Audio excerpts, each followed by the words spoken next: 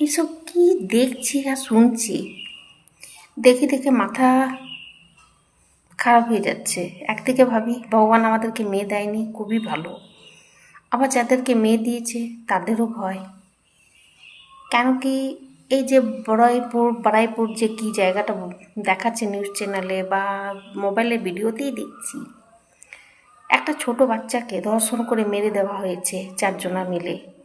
চারটা লোকের বয়স যেভাবে দেখলাম, এদেরও ঘরে মা, বউ, মেয়ে, সন্তান নিশ্চয়ই রয়েছে। তো এদের কি বিবেকে বাঁধে না? এরা একবার অন্য সন্তান, অন্য একটা ছোট বাচ্চাকে ধর্ষণ করার আগে একবার ভাবে না কি আমার ঘরেও একটা আছে? ছি ছি ছি, এদেরকে গলায় একদম ফাঁসিয়ে মানে কি পুড়িয়ে মেরে দিতে হয়, একদম পাবলিকের হাতে দিয়ে দিতে হয়, মেরে ফেলে দিক।